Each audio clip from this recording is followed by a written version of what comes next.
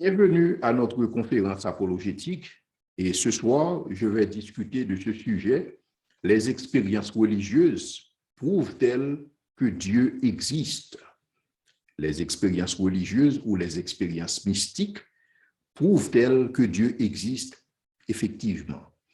Au menu de cette conférence, je vais aborder la question de la preuve, la question des évidences en faveur de l'existence de Dieu.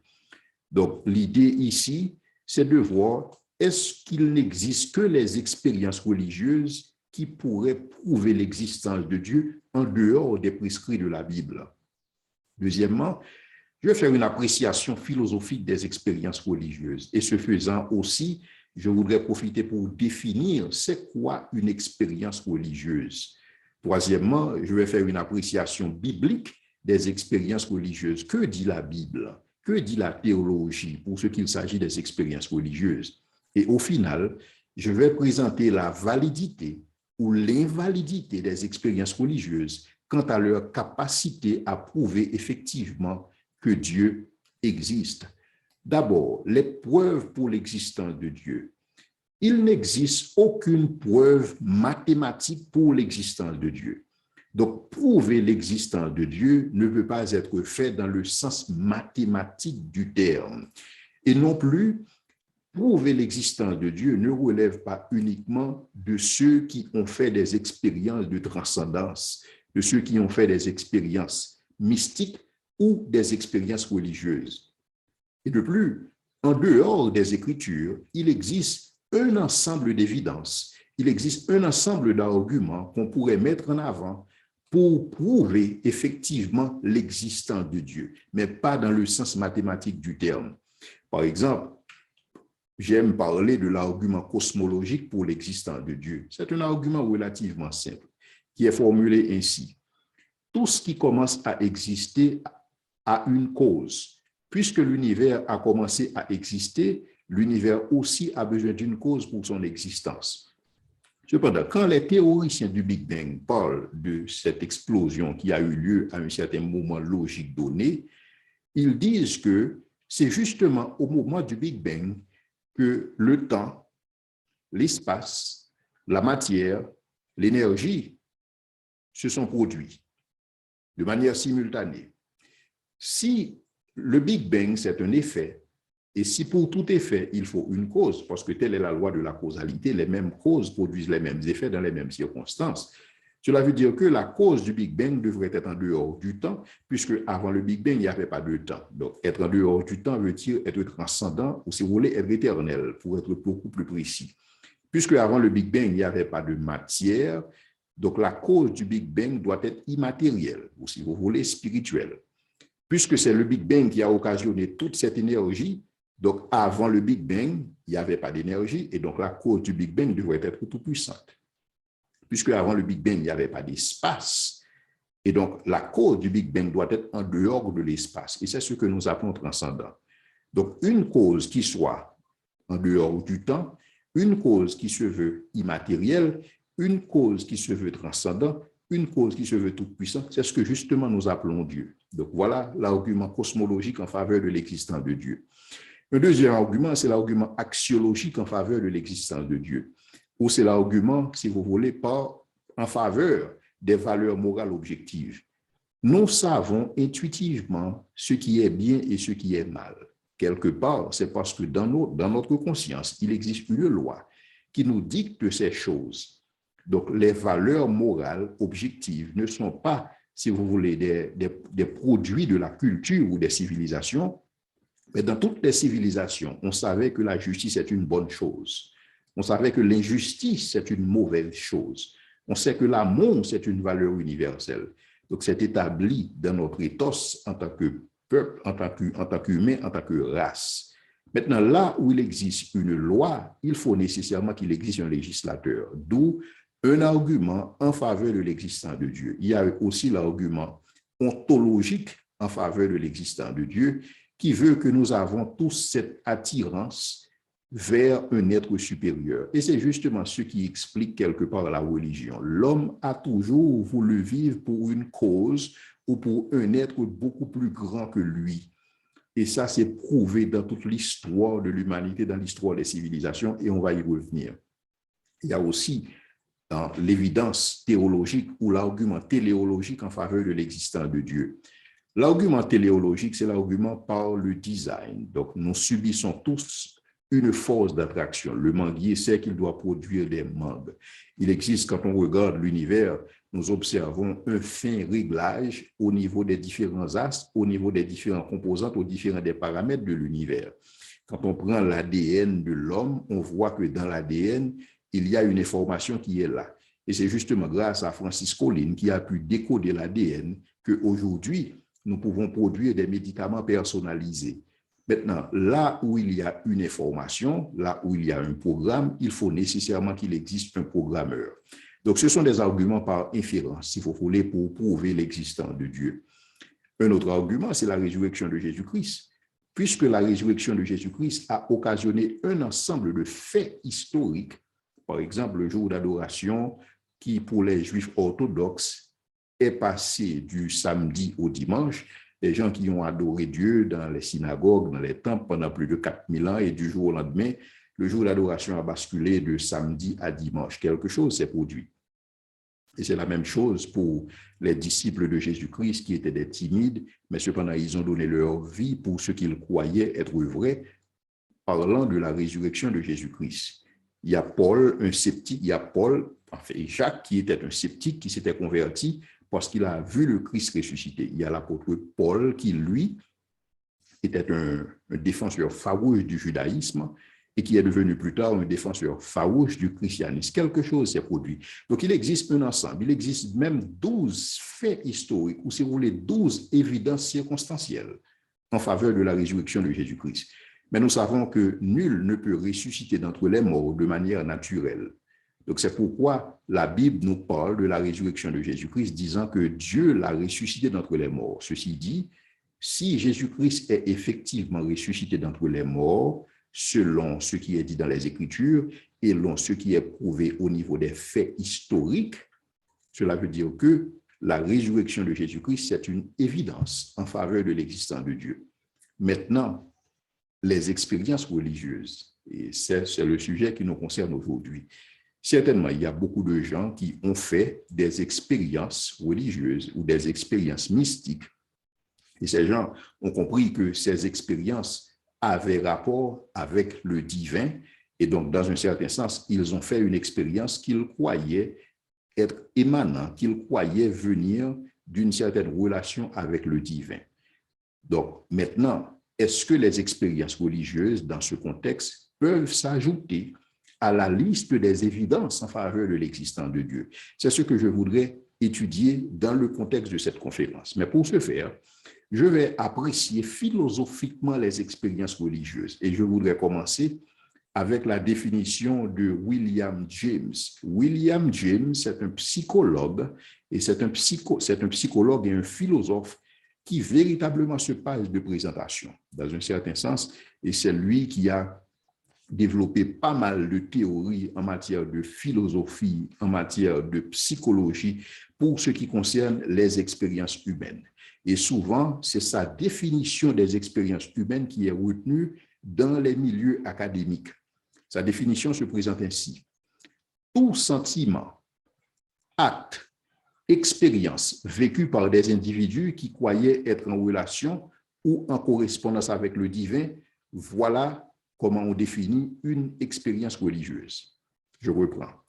Une expérience religieuse, c'est tout sentiment, acte ou expérience vécue par des individus qui croyaient être en relation ou en correspondance avec le divin. Cela veut dire que, d'après la définition de William James, le fait de participer à un culte n'est pas une expérience religieuse.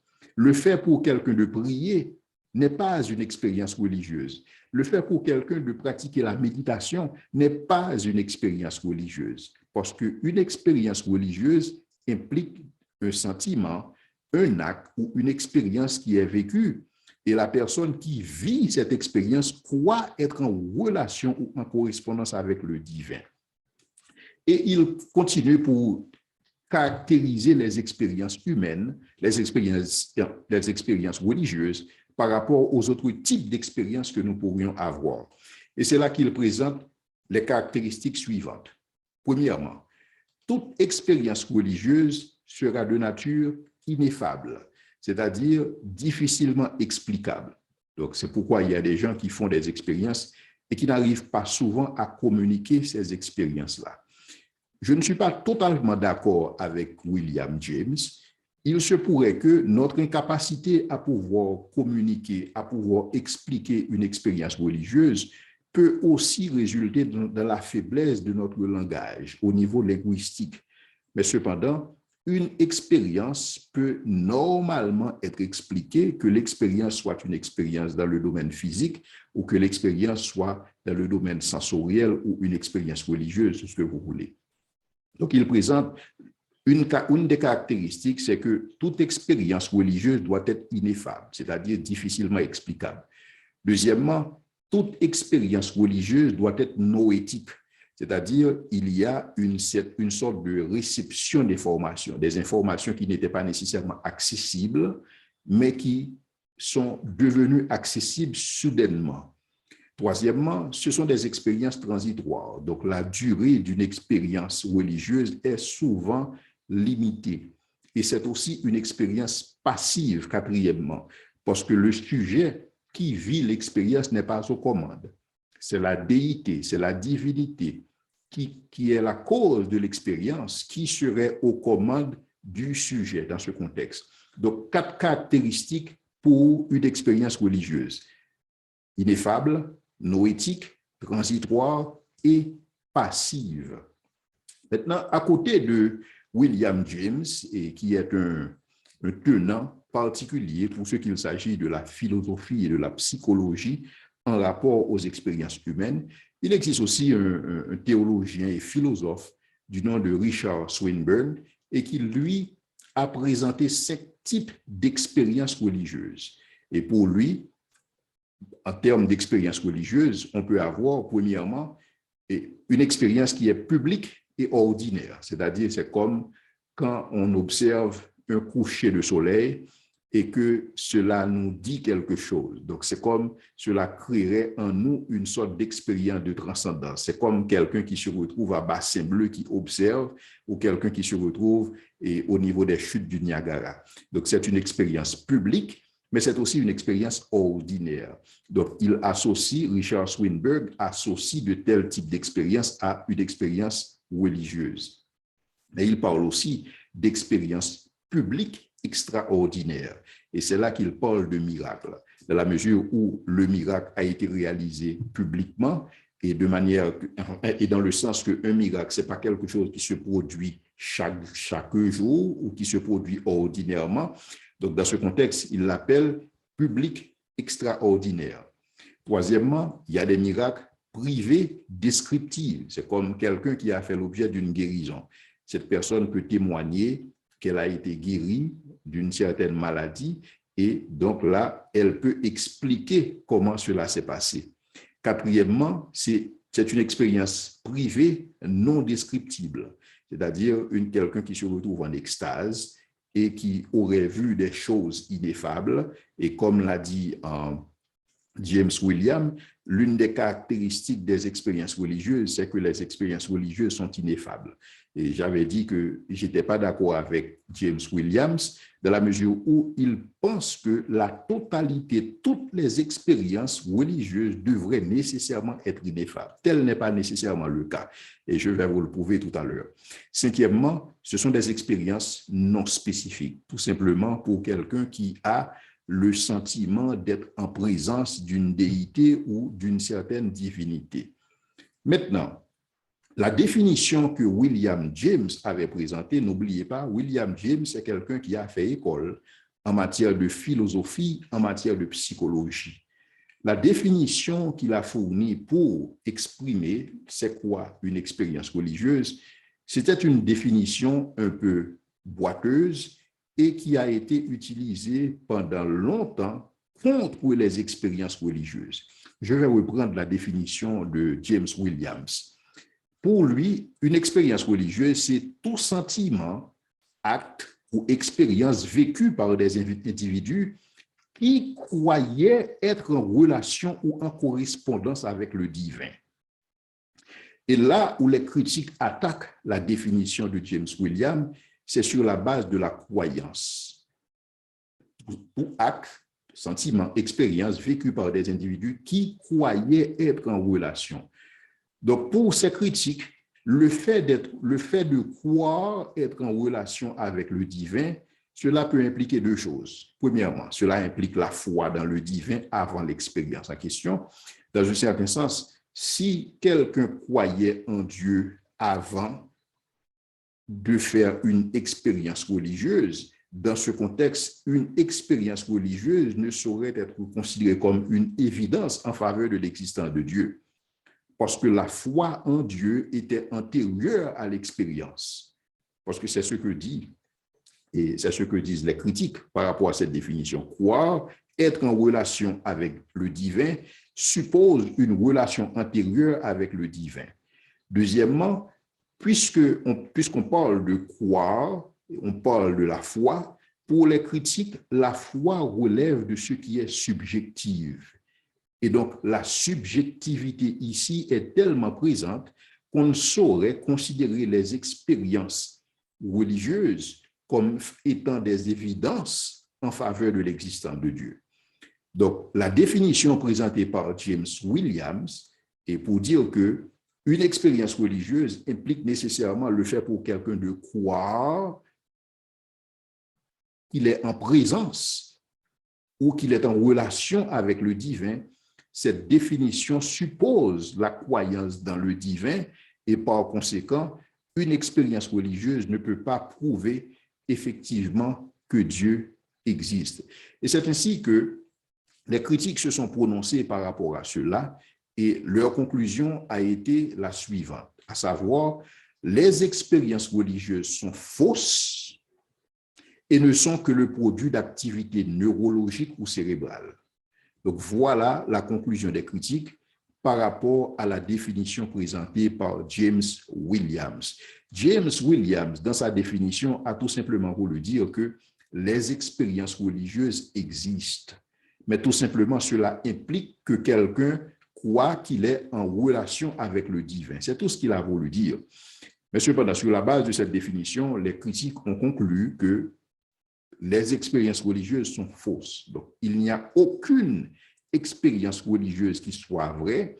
Et parce que les expériences religieuses sont fausses, les expériences religieuses ne peuvent pas être considérées comme évidence ou comme des preuves en faveur de l'existence de Dieu. Et pour ce qu'il s'agit de leur origine, les expériences religieuses ne sont que le produit d'activités neurologiques ou cérébrales. Donc, tout se fait au niveau de notre cerveau. Donc, ils disent que les voix que certains entendent ne sont pas perceptibles par les autres. Et c'est que, par exemple, et souvent, ils font référence à la conversion de Paul sur la route de Damas pour dire que pourquoi il n'y avait que Paul à entendre la voix. S'il n'y avait que Paul à entendre la voix de Jésus-Christ, il se pourrait que c'était une expérience purement cérébrale pour ce qu'il s'agit de Paul. Donc, ce n'était pas une expérience véritablement mystique ou religieuse, parce que les expériences mystiques sont fausses. Et souvent, ils disent aussi que le fait pour les disciples d'affirmer avoir vu Jésus-Christ ressuscité, ce n'était pas une expérience religieuse, mais tout simplement les disciples hallucinaient. Donc, pour eux, là encore, c'est une activité purement cérébrale et que ça ne rentre pas dans ce qu'on appelle le réel. Donc, pour eux, ils continuent, les critiques continuent pour dire que ceux qui évoquent des expériences religieuses sont souvent des gens qui sont mentalement dérangés, ou ce sont des gens qui mentent, ce sont des gens qui exagèrent, ou ce sont des gens qui sont carrément dans l'erreur ou dans le déni. Pourquoi? Parce que selon eux, il n'existe aucune démonstration empirique et mesurable en faveur des expériences religieuses. Puisqu'on ne peut pas démontrer empiriquement la réalité d'une expérience religieuse, alors les expériences religieuses sont fausses. Et souvent, ils disent que l'explication qui est donnée et par rapport à l'expérience religieuse pour expliquer le divin, pour expliquer l'existence de Dieu, Et pour eux, c'est une explication trop simpliste parce qu'il n'existe pas toujours un seul facteur à expliquer une réalité. Et au final, les critiques disent que les religions, puisque dans la mesure où les religions se contredisent toutes, mais ont tous en commun des expériences religieuses et mystiques, donc ceci annule la véracité de toutes les religions ainsi que les expériences mystiques ou les expériences religieuses. Maintenant, je pense qu'il y a erreur dans la façon dont les critiques approchent les expériences religieuses. Je suis d'accord que la définition présentée par James Williams était un peu boiteuse pour expliquer c'est quoi une expérience religieuse et de ne l'expliquer que par la foi. En principe, il y a des gens qui ont fait des expériences religieuses, mais qui n'étaient pas nécessairement des croyants. Des gens qui ne croyaient pas en Dieu, mais qui ont expérimenté le divin, qui ont fait ces expériences mystiques ou de transcendance. Mais je crois que la confusion demeure dans la qualité des expériences qui sont considérées comme des expériences religieuses. Par exemple, il existe dans le bouddhisme, dans l'hindouisme, il existe des expériences d'illumination. Ces expériences d'illumination sont souvent considérées comme des expériences religieuses, alors qu'elles ne le sont pas. Il existe aussi des expériences sensorielles. Les expériences sensorielles sont souvent considérées comme des expériences religieuses, alors qu'elles ne le sont pas. Et il existe enfin des expériences religieuses ou mystiques. Je voudrais ici présenter ou établir la différence entre les expériences d'illumination, les expériences sensorielles et les expériences mystiques pour vous démontrer que la façon dont les critiques approchent les expériences religieuses jusqu'à conclure que les expériences religieuses sont fausses et ne relèvent que des activités mentales ou cérébrales, je voudrais invalider cette conclusion de la part des critiques pour ce qu'il s'agit des expériences religieuses. Maintenant, les expériences d'illumination. Les expériences d'illumination, c'est souvent quand quelqu'un atteint le moksha, et cette phase où toute dette karmique est payée, ou que quelqu'un atteigne le nirvana. La réalité, c'est qu'il existe un investissement significatif pour quelqu'un qui cherche à atteindre le nirvana. Non seulement il existe un investissement considérable, mais il existe aussi une récompense personnelle dans ce contexte. Donc, ce ne sont pas des expériences religieuses dans la mesure où il existe un effort qui est réalisé par, si vous voulez, par l'adepte de cette pensée orientale pour pouvoir atteindre ce stade d'illumination. Non seulement qu'il y a un effort dans le contexte d'un investissement, mais il y a aussi cette récompense personnelle dans le sens que c'est quelqu'un qui est adulé, et tout simplement parce que c'est quelqu'un qui, après avoir atteint ce stade d'illumination, c'est quelqu'un qui a connu un détachement extraordinaire, c'est quelqu'un qui a connu un calme, c'est quelqu'un qui n'a plus de désir et c'est quelqu'un qui est adulé. Chers amis, telle n'était pas la réalité de ceux qui ont affirmé avoir vu Jésus-Christ ressuscité comme étant une expérience religieuse. Ceux qui ont fait de telles expériences, ils ont mis leur vie en ligne, ils ont mis leur vie en jeu en raison de cette expérience. Donc, il y avait, dans un certain sens, pour eux, rien à gagner. Il n'y avait aucun gain. Il n'y avait aucune récompense. Par exemple, pour Paul de dire qu'il a vu Jésus-Christ sur la route de Damas, nous avons compris que la vie de Paul, telle qu'il l'a décrit avant de s'engager dans le christianisme, c'était une vie où Paul était un chef parmi le Sanhédrin, dans le tribunal des Juifs. Et plus tard, c'est ce même Paul qui s'est retrouvé en prison et qui s'est retrouvé persécuté par les Juifs jusqu'à être mis à mort par les Juifs. Donc, il n'y avait aucun gain. Paul n'avait aucun intérêt. Premièrement, Paul ne recherchait pas, Paul ne s'investissait pas dans une expérience religieuse. Paul s'était tout simplement retrouvé dans une situation où il a fait une expérience. Donc, tel n'est pas le cas pour ce qu'il s'agit des expériences d'illumination où il y a un investissement de la part de l'adepte et il y a une récompense significative personnelle qui en résulte aussi. Ensuite, il n'y a aucune phénoménologie pour authentifier ces croyances, dans le sens que tout ce qui se passe, c'est au niveau mental, effectivement, il n'y a aucun moyen de pouvoir authentifier pour ce qui est dit dans certaines doctrines, pour ce qu'il s'agit du bouddhisme, pour ce qu'il s'agit de l'hindouisme, il n'y a aucune phénoménologie pouvant authentifier de telles croyances. Et même, il n'existe pas, même la possibilité d'introspection n'existe pas dans ce contexte. Laissez-moi m'expliquer. Par exemple, je peux faire une introspection sur ma personne et je sais que je suis triste, je sais que je suis joyeux, donc je sais que j'éprouve certains sentiments à partir de l'introspection que je fais. Cependant, quelqu'un qui atteint le stade d'illumination, c'est quelqu'un qui se retrouve dans un état mental qu'il ne sait même ou il ne sait même pas qu'il a atteint ce stade. Par exemple, quelqu'un qui a atteint le stade du moksha, c'est quelqu'un qui a, si vous voulez, qui a cette fusion avec le Brahman. Donc, il fait un avec, il est l'élu, maintenant, il fait un avec Dieu. Donc, c'est comme si c'est maintenant qu'il réalise qu'il est Dieu, et puisqu'il réalise qu'il est Dieu, alors que Dieu ne saurait changer, alors qu'est-ce qu'il était avant? Donc, il existe cette confusion au niveau mental par rapport à quelqu'un qui fait ce type d'expérience où même l'introspection n'est pas possible. Ensuite, tout est d'ordre mental, il n'y a absolument aucun objet et sur lequel l'expérience se focalise, il n'y a absolument aucun contenu. Maintenant, si les critiques confondent les expériences d'illumination avec les expériences religieuses, certainement, ils vont dire que tout est dans le mental, tout est le produit d'activité cérébrale, parce que telle est la réalité au niveau des expériences d'illumination. Parce qu'en réalité, on présente trois classes, si vous voulez, d'expériences que quelqu'un pourrait avoir. Il y a des expériences, si vous voulez, qui peuvent se prêter à l'introspection, comme je suis content, je suis joyeux, je suis triste. Donc, je peux faire une introspection pour savoir quel est mon état d'esprit par rapport à une réalité que je vis. Mais cependant, je peux me dire que aujourd'hui, je me sens un lion, ou je suis un homme, je me sens femme. Il n'y a absolument aucun moyen de pouvoir valider cette réalité qui ne s'opère que dans ma pensée.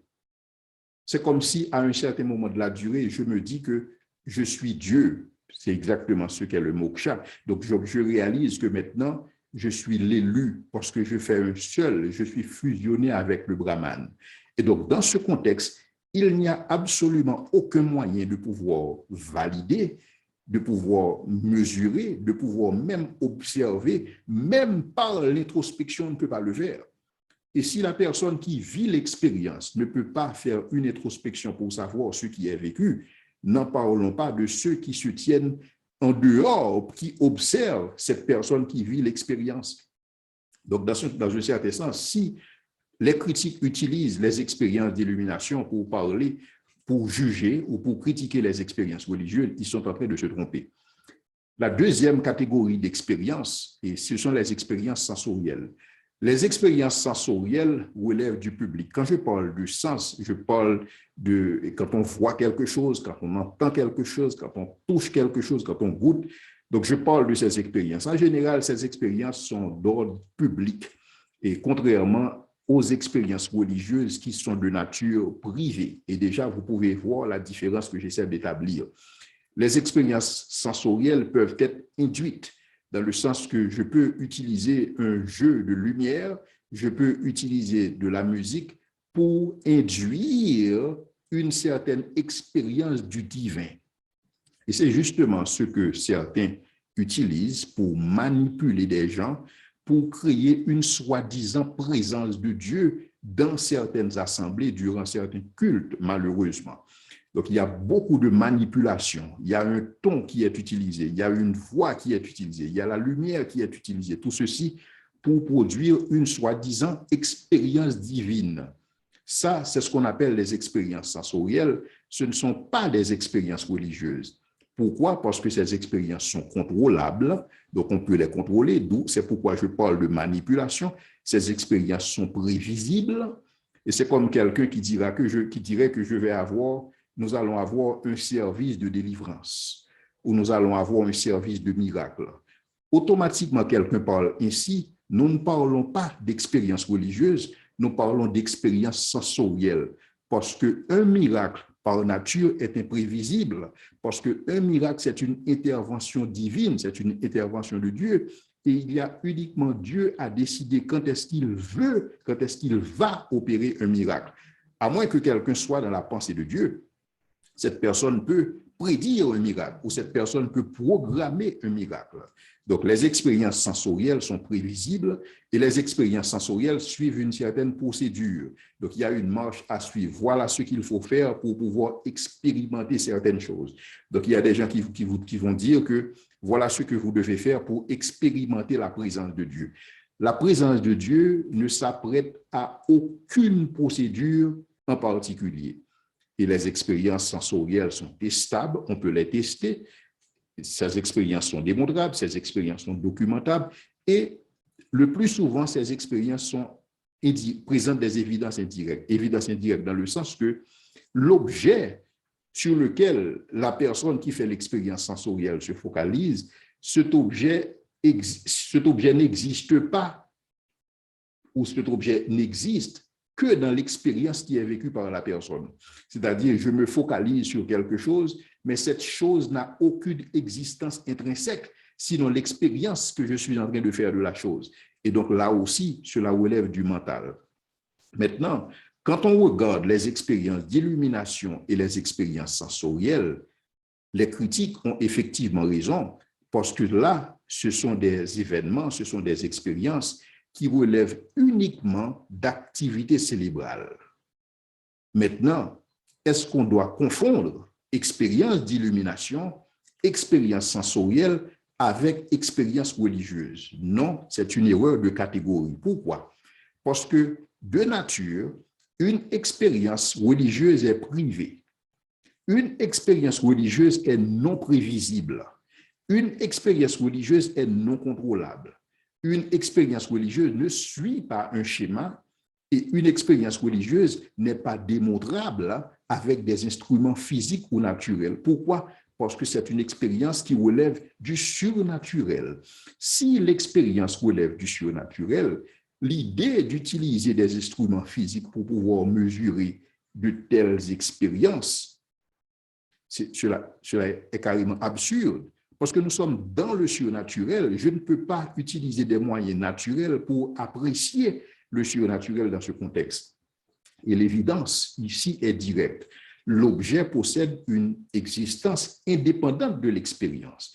Donc, quelqu'un qui fait une expérience, qui fait l'expérimentation de Dieu dans ce contexte mystique, ce n'est pas l'expérience qui confirme l'existence de Dieu, c'est parce que Dieu existe que cette personne peut expérimenter Dieu dans ce contexte.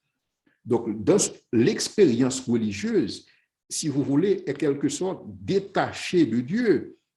Il y a Dieu dans un temps, il y a l'expérience religieuse, il y a l'expérience de Dieu que la personne peut réaliser. Tel n'est pas le cas pour ce qu'il s'agit des expériences d'illumination et des expériences sensorielles. Donc, la confusion réside dans le fait que certains critiques confondent expérience sensorielle, expérience d'illumination avec les expériences religieuses qui relèvent d'une autre catégorie. Maintenant, comment apprécier bibliquement les expériences religieuses? Et là, je dois commencer par vous dire que la croyance en Dieu, c'est ce qu'on appelle une croyance basique. Il faut présupposer l'existence de Dieu comme nous présupposons un certain nombre de choses. Et même au niveau de la science ne pourrait pas se faire sans un ensemble de présuppositions. Et ici, quand je parle de présuppositions, je parle de choses sur lesquelles on s'accorde par la foi. Ce sont des choses qu'on ne peut pas prouver, mais des choses dans lesquelles on doit croire pour pouvoir faire certaines choses. Et c'est la même chose pour la connaissance de Dieu, je vais y revenir. Par exemple, pour un scientifique qui va conduire une expérimentation scientifique, le scientifique doit commencer par se dire que la nature est réelle. Maintenant, comment se dire, est-ce qu'il peut prouver que la nature est réelle? Il ne peut pas prouver que la nature est réelle, parce que prouver que la nature est réelle relève de la métaphysique. Or, nous sommes dans la science qui est autre chose. Méta, c'est au-delà, donc c'est au-delà de la physique. Donc, il ne peut pas prouver, mais il doit présupposer que la nature est réelle pour pouvoir étudier la nature. C'est la même chose pour les lois de la nature. Les lois de la nature peuvent être formulées de manière mathématique et les lois de la nature peuvent être comprises. Mais d'où viennent ces lois? Le scientifique doit croire dans la régularité de ces lois pour pouvoir utiliser ces lois dans le contexte de formules mathématiques. Donc, il doit présupposer un certain nombre de choses. Il doit présupposer aussi que l'univers est intelligible et sur cette base, l'univers s'apprête à une certaine investigation. Il doit croire aussi dans son langage qui soit à même de représenter les objets dans l'univers afin de pouvoir se représenter ces objets. Il doit croire dans ses capacités sensorielles, de croire que ses capacités cognitives et sensorielles sont fiables pour pouvoir conduire des investigations. Et tout cela se fait à partir de présuppositions. Ou si vous voulez, tout cela se fait par la foi. Donc, le fait pour quelqu'un de présupposer l'existence de Dieu, ce n'est pas nécessairement un problème parce que la croyance de Dieu, c'est une croyance de base. Et ceci, c'est à peu près la même chose pour les mathématiques. Pour les mathématiques, on ne peut pas prouver que 2 plus 2 font 4. C'est une connaissance intuitive que nous avons. Nous savons intuitivement que 2 plus 2 font 4. Il n'y a aucune démonstration qui puisse se faire. Et c'est pourquoi, quand on parle de mathématiques, on parle de connaissances a priori par opposition aux connaissances scientifiques qui sont des connaissances a posteriori, c'est-à-dire après démonstration. Et la connaissance de Dieu se présente ainsi. Par exemple, quand on regarde la Bible présuppose l'existence de Dieu. S'il y a un livre qui ne cherche pas à prouver que Dieu existe, c'est la Bible. La Bible ne cherche pas à prouver que Dieu existe. La Bible part du fait que Dieu existe. Et en principe, c'est pourquoi quand on lit la Genèse, en Genèse 1er, verset 1er, la Bible nous dit « Au commencement Dieu créa ». Donc la Bible parle de l'idée que vous savez déjà que Dieu existe, et donc la Bible vous présente ce Dieu, la Bible vous présente la nature de ce Dieu. Et c'est pourquoi il est dit aussi dans le psaume 14, verset 1er, et le psaume 53, le verset 2, que l'insensé dit en son cœur, il n'y a point de Dieu. Donc, il y a uniquement un insensé à dire qu'il n'y a point de Dieu. Quelqu'un devrait être hors de sens pour dire qu'il n'y a point de Dieu, parce que la connaissance de Dieu, c'est une connaissance basique, c'est une connaissance a priori et non a posteriori. C'est comme les mathématiques.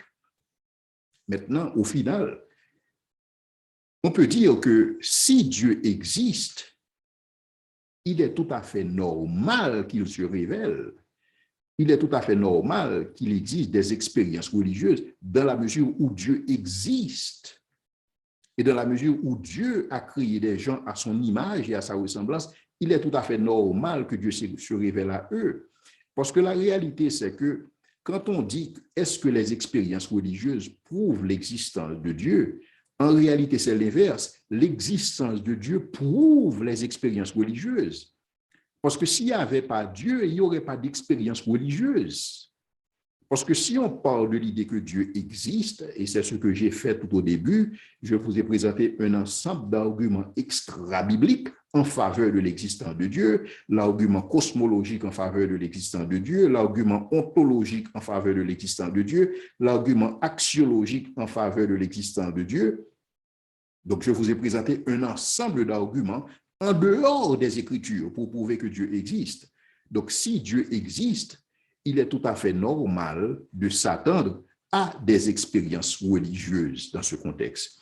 Parce que la réalité, c'est que quand on regarde l'univers, quand on regarde les réalités, on peut comprendre qu'il existe un certain nombre de choses qui ne sont pas explicables, ou des choses qui ne sont pas encore explicables, ou des choses pour lesquelles les explications ne sont pas au rendez-vous. Par exemple, si je vais considérer avec vous un ensemble de réalités pour vous prouver que, en dehors de l'hypothèse Dieu, ces réalités resteraient sans explication, ou ces réalités sont sans explication. D'abord, l'origine de l'univers. Comme je vous l'ai dit tantôt, la science admet, la science affirme la connaissance dans le Big Bang, comme le Big Bang était à la base. Le Big Bang, c'est justement ce qui a donné naissance à l'univers. Mais cependant, si le Big Bang est un effet, où en est la cause? Qu'est-ce qui est à la cause? Qu'est-ce qui est à la base du Big Bang? Mais cependant, les gens vont vous dire, nous ne savons pas. Ou d'autres qui sont beaucoup plus audacieux vont dire que le Big Bang s'est créé lui-même. Donc, c'est comme si le Big Bang est à la fois cause et effet. Et ça, c'est carrément absurde parce que rien ne se produit à partir de rien. Deuxièmement, il y a la complexité et l'intelligence et le calibrage de l'univers.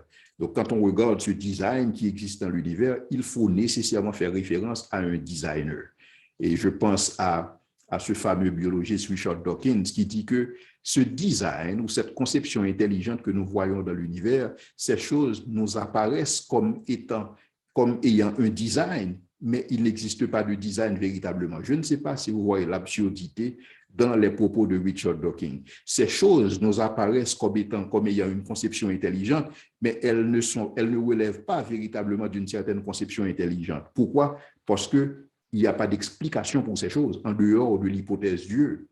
En dehors de l'hypothèse Dieu, comment expliquer les valeurs morales objectives? Comment expliquer cette loi qui, dans notre conscience, moyennant que notre conscience soit fonctionnelle, cette loi qui, dans notre conscience, nous dicte ce qui est bien et ce qui est mal? Parce que la connaissance du bien et du mal, c'est une connaissance tout aussi intuitive que les mathématiques. Cette attirance irrésistible que nous avons pour un être supérieur qui nous pousse à la religion, cette force d'attraction qui est exercée au niveau de la nature, dans le sens que tout, on a l'impression que tout tourne vers un but, vers un dessein, la résurrection de Jésus-Christ et les expériences personnelles dont j'ai parlé au début. Maintenant, tout cela, si vous voulez, s'il existe des réalités que nous vivons, mais que nous ne pouvons pas expliquer, nous n'avons pas encore, ou nous ne disposons pas d'instruments de mesure pour pouvoir les apprécier physiquement. Maintenant, c'est la même chose pour les expériences spirituelles. Nous n'avons tout simplement pas d'instruments de mesure pour les apprécier, mais cela n'empêche pas que ces expériences spirituelles soient tout aussi réelles. Cependant, la réalité, c'est qu'il y a expérience spirituelle et expérience spirituelle. Toutes les expériences spirituelles ne relèvent pas nécessairement de Dieu, parce que nous savons effectivement que le surnaturel existe, mais Dieu n'est pas l'unique être à opérer dans le surnaturel. Et même la Bible enseigne aussi que des anges de Satan se font passer pour des anges de lumière. C'est-à-dire, toutes les expériences spirituelles ne relèvent pas de Dieu. Alors ici, ce que je voulais dire, c'est que, en général, les expériences spirituelles tout simplement confirment l'existence du surnaturel, mais pas nécessairement Dieu personnellement, dans un certain sens, parce que la source de l'expérience spirituelle peut ne pas être liée au Dieu de la Bible, mais ça peut être lié à autre chose, tout comme aussi cela pourrait être l'objet d'une interprétation sensorielle ou d'une expérience d'illumination qui est confondue pour une expérience religieuse. Le célèbre théologien et philosophe Richard Swinburne évoque deux principes en faveur des expériences spirituelles. Donc, pour lui, il faut accorder le bénéfice du doute. Le premier principe, c'est le principe de la crédulité. Donc, pour lui, les choses apparaissent, les choses sont comme elles apparaissent, jusqu'à preuve du contraire. Donc, c'est-à-dire que si je dis que je fais l'expérience de certaines choses, et on devrait normalement me croire, si je dis que je fais l'expérience que j'ai un micro en face de moi. Donc, jusqu'à preuve du contraire, je parle à travers le micro et ce micro existe. Donc, on devrait pouvoir vérifier est-ce que ce micro existe pour que je puisse dire que je parle au travers de micro. Mais cependant, dire que ce micro n'existe pas sur la base que vous n'avez pas fait vous-même l'expérience d'utiliser un micro, je pense que c'est absurde. Deuxièmement, c'est le principe du témoignage. C'est que le témoin est digne de confiance. Quelqu'un qui raconte une expérience religieuse, cette personne devrait être tenue par rapport à ces propos jusqu'à preuve du contraire. Donc, si on peut affirmer effectivement que tel n'est pas le cas et que les miracles n'ont jamais eu lieu, ça c'est autre chose. Parce qu'en réalité, je voudrais vous présenter par rapport au principe de Swinburne, pour ses principes de crédulité et de témoignage, il y a Craig Keener qui, par rapport aux miracles, a conduit des investigations, et ceci un peu partout à travers le monde, pour prouver la véracité des miracles. Et il a produit deux tomes là-dessus. Et ceci à travers le monde. Il a investigué des gens qui ont affirmé et des gens qui ont des évidences par rapport aux miracles. Et Craig Keener, c'est un académique de première classe. Et quand il a fait ses recherches, il a conclu sur la validité, sur la véracité des expériences religieuses, comme confirmant aussi le surnaturel et particulièrement le Dieu de la Bible. Et je pense que l'argument, si vous voulez, qui met les sceptiques KO, c'est que si les expériences religieuses se produisent dans différentes cultures, à différentes époques, à différentes civilisations, et à des gens différents, sur le plan économique, sur le plan social, sur le plan culturel, sur le plan social, sur le plan psychologique, non seulement cela facilite la comparaison entre les expériences, c'est-à-dire Craig Keener peut comparer les expériences qui sont réalisées dans le contexte de quelqu'un qui dit qu'il croit en Yahweh par rapport aux expériences de nature animiste. Cette comparaison est possible.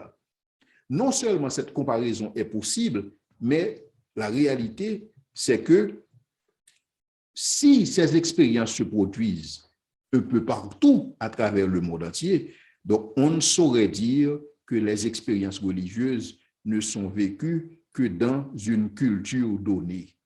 Et souvent, on veut présenter que les expériences religieuses, ce sont les expériences qui sont réalisées particulièrement dans le tiers-monde, ce sont des expériences qui sont réalisées particulièrement dans les endroits reculés et que ces expériences ne se pratiquent pas dans les sociétés développées. Tel n'est pas le cas. En principe, pour parler ainsi, il faudrait investiguer tous les gens qui existent sur toute la face de la Terre et voir, quel que soit l'endroit où ils habitent, est-ce que ces gens n'ont jamais fait une expérience religieuse. Le fait de trouver seulement une personne à faire une expérience religieuse, indépendamment de son contexte, cela confirme, si vous voulez, la validité des expériences religieuses. Maintenant, la source de l'expérience religieuse, c'est autre chose. Parce que, comme je l'ai dit, la source peut être divine, tout comme la source peut être satanique. Mais l'expérience religieuse en elle-même, elle prouve l'existence du surnaturel. Elle prouve la réalité du surnaturel. Maintenant, si Dieu existe, il est tout à fait normal de s'attendre à des expériences religieuses. Donc, ce n'est pas l'expérience religieuse qui prouve Dieu, mais c'est Dieu qui prouve l'expérience religieuse. En conclusion, de concert avec d'autres évidences en faveur de l'existence de Dieu, comme je l'ai présenté au niveau de ces différents arguments en faveur de l'existence de Dieu, les expériences religieuses et les témoignages concernant de telles expériences fournissent une motivation à croire en Dieu. Donc, quelqu'un qui a fait une expérience religieuse et qui relate cette expérience religieuse, dans le contexte de son témoignage, cela devrait servir de motivation à ses interlocuteurs pour croire en Dieu. Sinon, cela peut tout simplement leur servir de motivation pour explorer d'autres évidences en faveur de l'existence de Dieu. Parce que nous ne savons pas que Dieu existe uniquement sur la base d'expériences religieuses.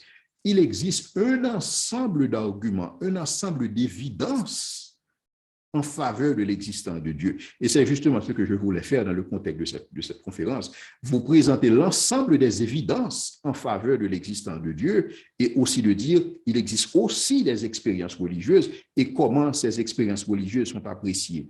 Cependant, quand les critiques rejettent les expériences religieuses d'un revers de main, c'est parce que souvent, ces expériences religieuses sont confondues avec des expériences d'illumination et les expériences sensorielles qui sont vécues uniquement au niveau mental. Et donc, dans ce contexte, ils associent l'expérience religieuse à quelque chose qui serait aussi le produit d'activités cérébrales Et c'est là qu'ils se trompent grandement. Parce que si Dieu existe, il faudrait nécessairement s'attendre à ce que des expériences religieuses se produisent par rapport aux gens que Dieu a créés à son image. Merci.